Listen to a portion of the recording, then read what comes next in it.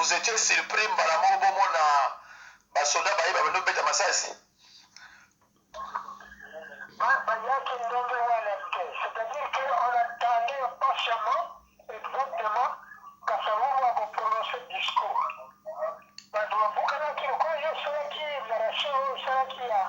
Les bas Congo, les gens de Kassangoulou, même le bas du bas,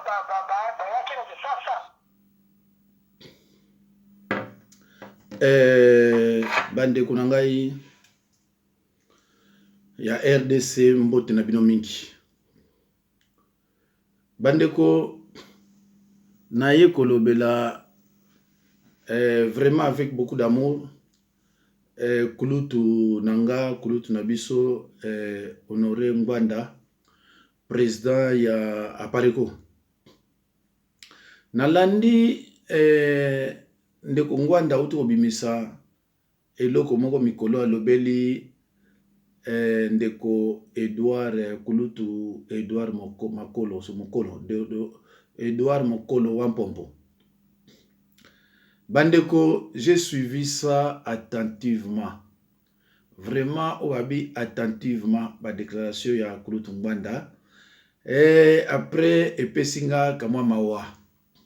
Tango na yoki ba déclaration ya ndeko Ngwanda kulutu Ngwanda ndinga zoloba ndenge basalaka ndenge baibaka bandakala ke Joseph Kanambe azalaka mwana ya ndeko Kabila te, tout ça. En tout cas ndeko nazaka na système soki mukolango parce que ngalobi na ibisa bino bandeko ngatala n'importe qui te.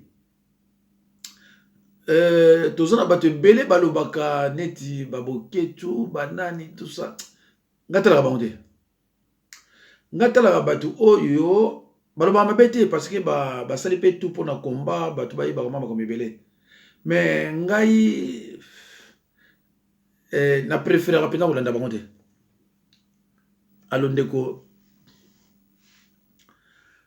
nalandaka mingi so naza na taya kolanda bango so nazo tanga Bible te nalandaka mingi ba kulutu Ngwanda ba Justine Kasavubu banani nayebi ke bato wana so bazoloba nakozwa kamwa implice même soki ndeko bino mesana ko finga mingi kulutu Ngwanda mais ngai na préféré pe na yokaka ye parce que nayebi ke azape kulutu moko azape mayele mingi oyebi pe makobe belé oyo pesa expérience politique koleka ngai.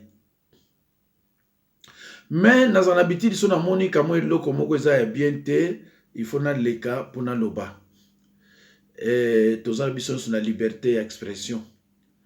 Mais koloba nanga il faut na tenir langage nanga na ndenge mona yeba ke na so la pena mukolo na so na camarade nanga te na so na muninga nanga te il faut na ba réserve na maloba nanga nyo na zo koloba et que c'est comme ça que j'ai été éduqué par mes parents.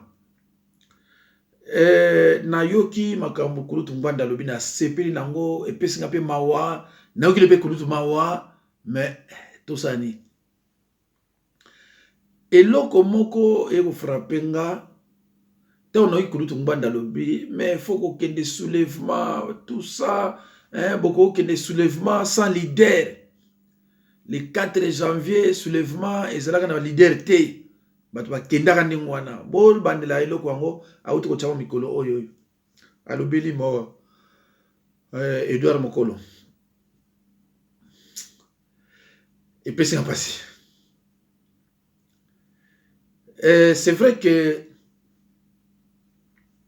nalingaka te kulutu Ngwanda loba makambo oyo ezalaki oyo elekaki après avant l'indépendance oyo c'est-à-dire oyo ezalaki que avant le 30 janvier même avant 65 nalingaka penza te ke kulutu Ngwanda aloba yango mingi parce que ayebi te pe azalaka te akwa koyeba ndambo peut-être pas koyeba na yango mais peut-être par jalousie ou tribalisme abi bon tokokumisa bato te mais nayebi te. Alors tant kulutu Ngwanda lobaki ndengwa le 4 janvier ba congolais ba tombokaka soulèvement ezalaka sans leader politique. Ngwanda nga na respecta ka yo mingi ezana batu batretanga kutu ngaza mutangubanda na lubanga za mutangubanda te naza mutu ya mutu te naza musali na nzambe et puis ça nga pasi mutangubanda moso moni batie kombo na yo meka pe ko landa biso le biso landa kate bo tango musu pe okolanda na yo mais lokolo yebi ko zaka conseiller ya mokonzi munene biloko na pe benda kama orgueil. Avant na kota na oya le 4 janvier na chaki mungongo ya papa moko awa boyoki papa na vana na États-Unis papa na abotama na 1924 bandeko ngai na service na ngai le plus jeune azana 50 ans na service à Saint-Maï le plus jeune azana 50 ans et puis tout ratoloke ba service ya Saint-Maï lelo onde tolo baboye eza makasi koleka ya Kulutungwanda en tout cas eza makasi koleka ya Kulutungwanda to se vanter te mais ça ba vérité tozoloba parce que tozona ba formation presque nyonso. Alors Kulutungwanda lobaki ba négociaka na mopaya te c'est vrai mais na Sun City tango Mbemba kendaka Kulutungwanda accompagnaka ye. Ils ont traité avec les Rwandais. Kulutungwanda dans Sun City. Il a traité avec les étrangers. 1 plus 4, bon, il y a primera qui yango, bon, après. Bandeko nga za musala nzambe na linga mingi vérité. Na linga mingi vérité, le côté pesa nga pasi. Oyebi biso ba Congo, le tozokola, ba papa biso ba Congo bana bisa biso. Bana soko zo sala na mundele soki mundele azuyo na lukuta esili longwa place wana akolimbisa yo jamais soki azuyo kaka na lukuta esili donc biso bana ba Congo ba parents na biso ba telemila ke lokwa ndenge wana que quel que soit problème ezali loba vérité mais kokosa te ya ono moni biso to mesana lukuta penza na monoko na biso za mwa pasi tulingami vérité. Alors, et même avec 1 plus 4, Kulutungwanda zalaka, Mbemba, Babonyoso. Kulutu tango bado luba makambo ya mukolo wa pompo epesi nga mawa. Donc au vandi, olobi non, na kotika peuple congolais boyete tika na loba vérité. Biloko lobi wana nga na yebi muke. Mais yo nebo kendaka wana oyebi o informer biso pe atuka pe na comprendre na zupe makambo su ndenge lobi wana. Parce que bandeko na ngai mutu soka zo loba soki yo zo ndima yete na kama mema ka mususu ndeko na ngoza orgueil ngana ndimike toutefois na lobi bien toutefois sona tali Kulutungwanda antona soka meme loko monga na yebite ngana yebi bena ndenge na ngai mena soka pe biloko musu pa na ina ah mais o quand même na yebi ngote ah mais merci soki yo ndeko na ngai na vie ondima ka mutu te pe ondima ka likamu mutu o alobite ozana pasi eza orgueil. Alors, Mutangwanda, Kulutu, n'a rappelé aussi le Romogo. Le 4 janvier, soulèvement est raté. Le 4 janvier, soulèvement est raté. Je vais vous expliquer. Au moni, nga nazalaka na biti, papa ou a botanga banana bananga. Soka moni nga camarade ya otunanga. One of you à la classe ni. Sur le binet 6e primaire, à la dans la classe ni. Au 2e CO, à le binet d'Ambala Souka.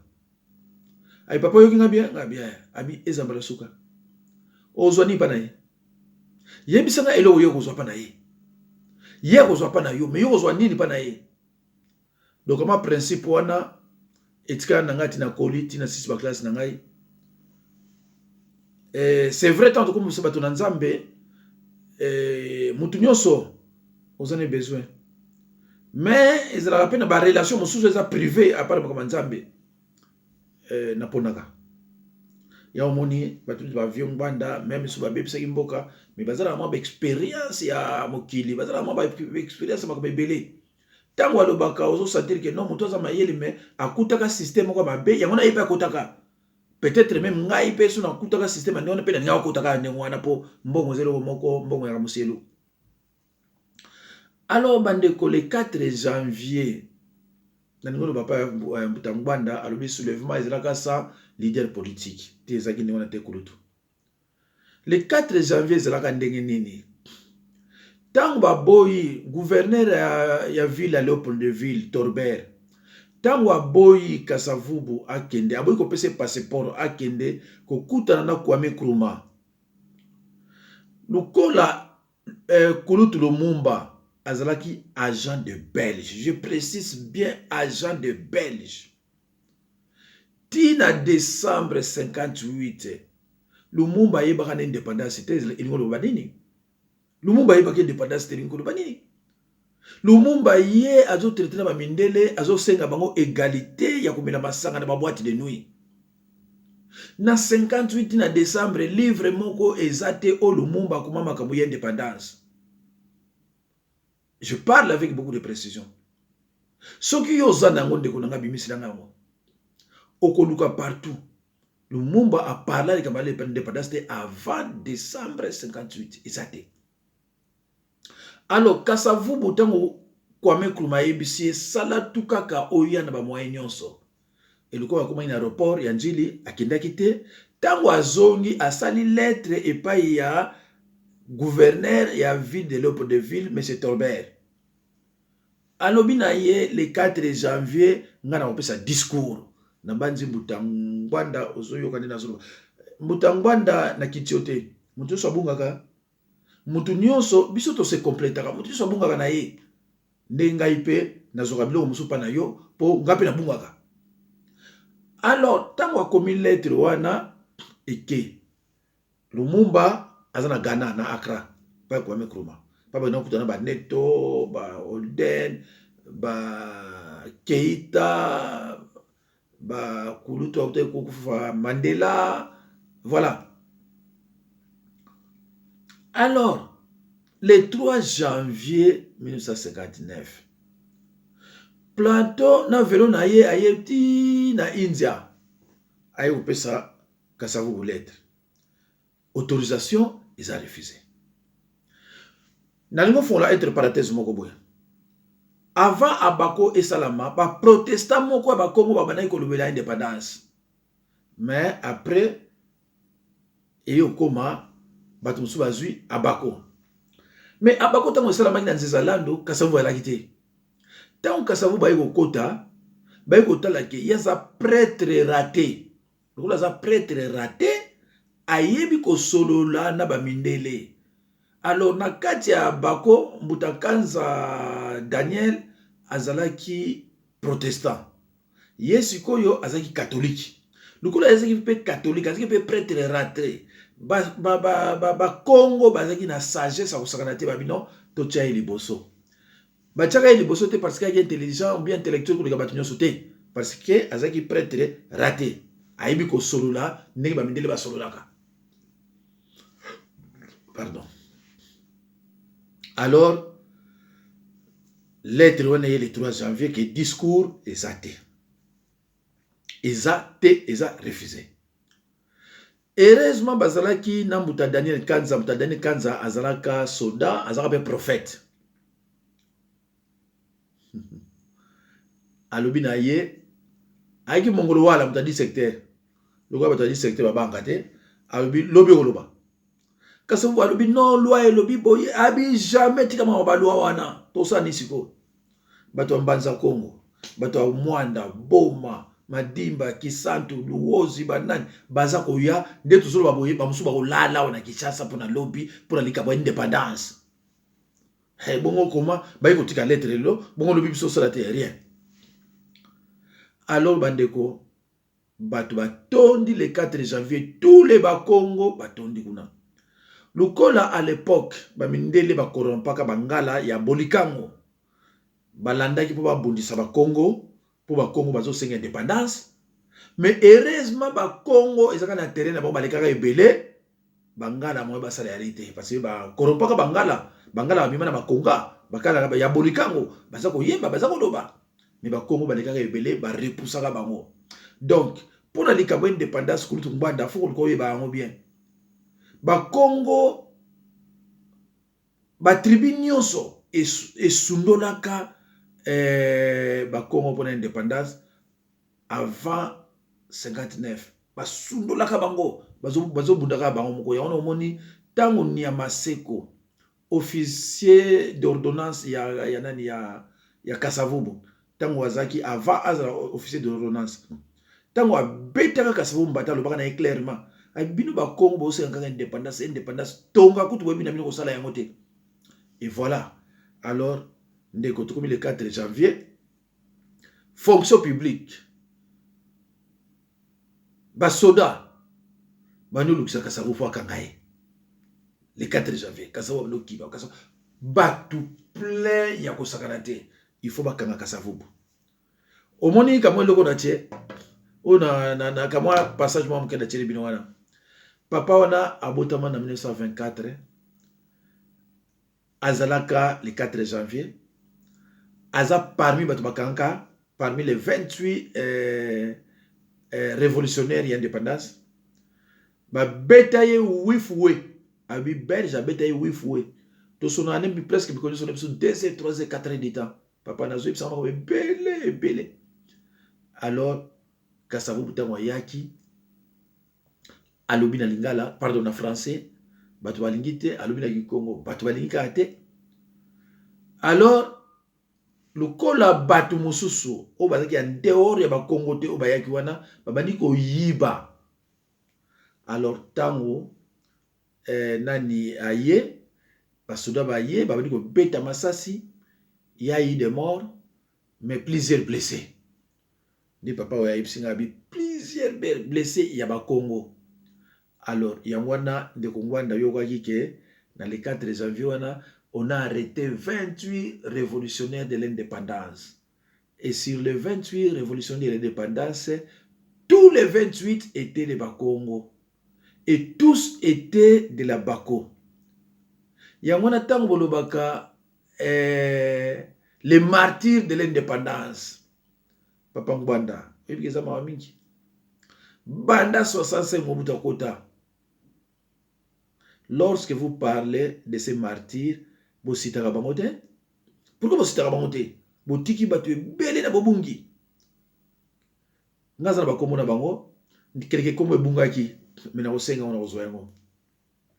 Na opesa bino ba kombo, eza musana ngati, ngaza musana nzambe, eza musana ngati, mais ngana za partisan de la vérité pour nous expliquer batu boy na boy. Les martyrs de l'indépendance, les martyrs de l'indépendance. Baza négligé, ba koufi, na yebite so etkeli 2 ou bien 3. Ba kombo na kutu bolinga koyoka ngote.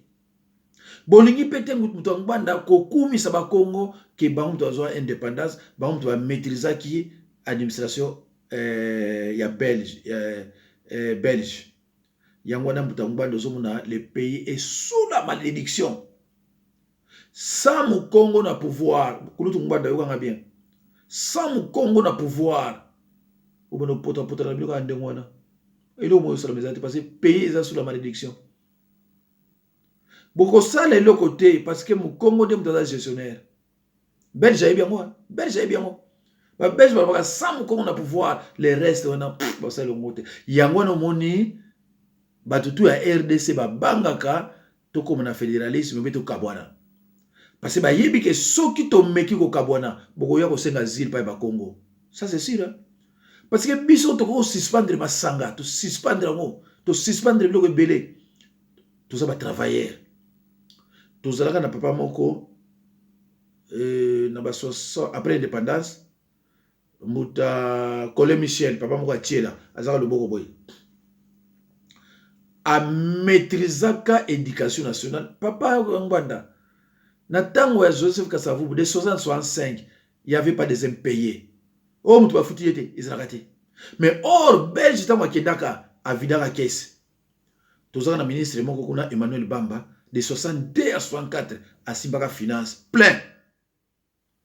Partout pa ba Congo bazala parce que ba mutu aki mingi na gouvernement ba fandi siango. Papa Ngwanda biso na 64 65 to ki école.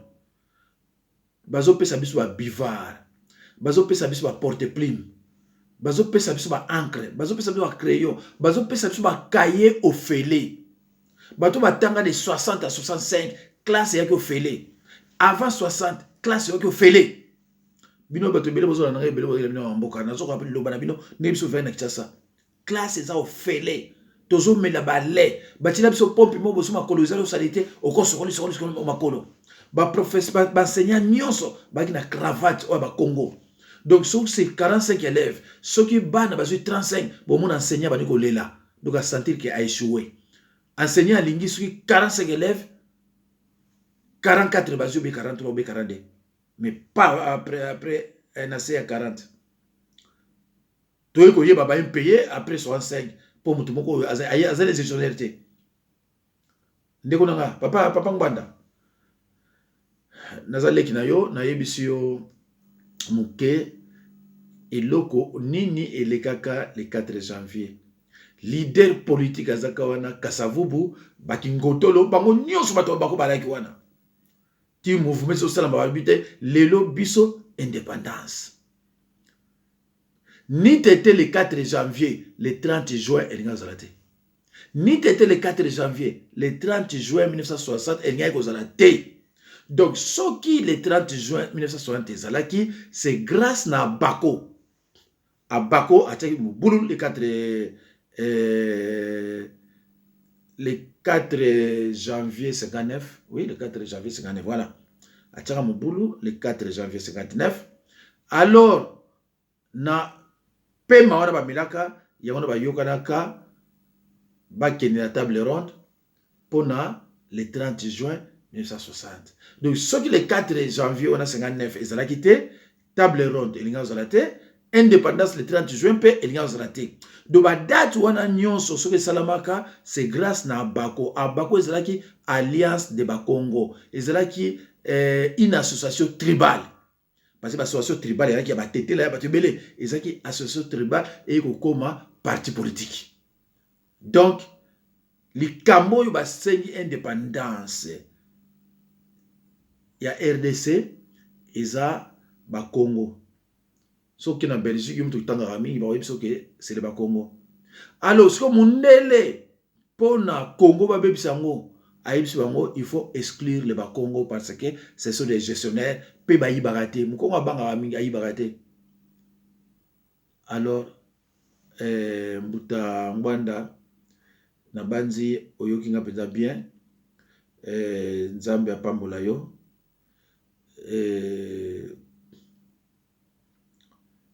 Nzambe apambola yo apambola pe bato nyonso yo balandi ngai na nebite soki boko yo kandambo ya papa oyo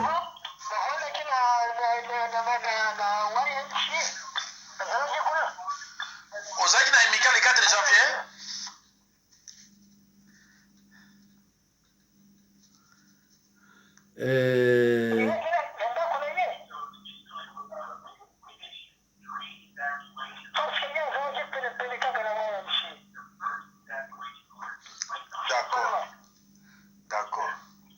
papa oyo abotama na 1900 mais tango afalafalama malgré ezaki colonisation mais bozalaka bien papa oyo abotama na 1924 aza parmi les révolutionnaires de l'indépendance tosoloanele nyonso batikali so mingi te c'est pour ça tozobongisa eloko no babengi nzila imosi il faut tosala balivre baninga moso bakoma na lozi batala bibliothèque babimisa tokoma lisusu po biso ngi okoma nzambe apambola bino na kombo na Yesu.